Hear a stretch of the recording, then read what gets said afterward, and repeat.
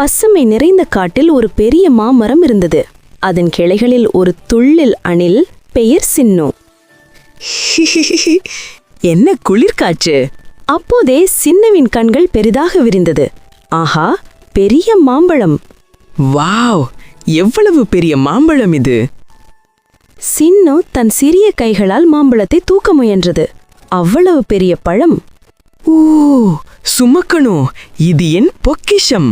சின்னு மாம்பழத்தை தூக்கிக் கொண்டு யாரும் பார்க்காத ஒரு இடத்துக்கு சென்றது. ஹோ, எனக்கு கிடைச்சிருச்சு! சின்னு மாம்பழத்தை ஒரு மூலையில் வைத்து மகிழ்ச்சியாக சிரித்தது. அவன் முகத்தில் பெருமை தெரிந்தது. இதுதான் என் பொக்கிஷம்! சின்னு மாம்பழத்துடன் மரத்தின் கீழ் அமர்ந்திருக்கிறது. அப்போது வானத்திலிருந்து பஞ்சவர்ண கிளி பறந்து வருகிறது. வாவ், சின்னு, எவ்வளவு பெரிய மாம்பழம்! இதிலிருந்து ஒரு சிறிய துண்டாவது எனக்கு கிடைக்குமா? பசி தாங்க முடியவில்லை. இல்லை, இது என்னோடது. இது எனக்கு மட்டுமே சொந்தம். நீ போய் வேற பழம் தேடு. மரத்தின் பொந்திலிருந்து அப்பு குரங்கு வந்தது. அடேங்கப்பா, அவ்வளவு பெரிய மாம்பழத்தை நீ மட்டும் சாப்பிட முடியுமா சின்னு? எனக்கு ஒரு சிறிய கடியை மட்டும் கொடு பார்ப்போம். போ போ, இது எனக்கு சொந்தமானது. நான் ஒருத்தனே சாப்பிடுவேன்.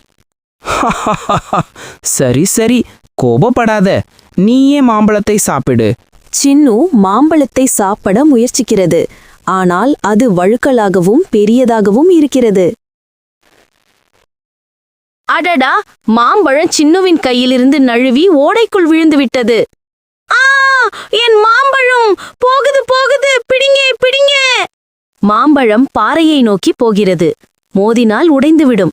இல்லை, என் மாம்பழம், பிடிங்க பிடிங்க!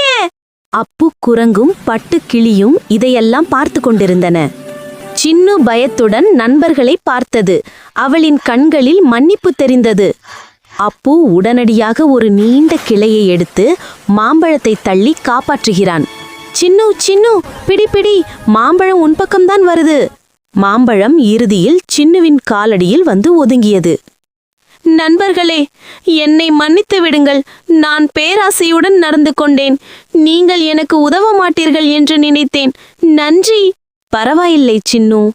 சின்னு மாம்பழத்தை 3 சம துண்டுகளாக பிரித்து ஒரு துண்டை பட்டுக்கும் இன்னொன்றை அப்புக்கும் கொடுத்தது. 3 நண்பர்களும் ஒன்றாக அமர்ந்து மகிழ்ச்சியுடன் மாம்பழத்தை சாப்பிட்டனர். நீதி: பகிர்ந்துண்டால் பசியும் தீரும். பகிரும் மனம் எப்போதும் துணை நிற்கும்.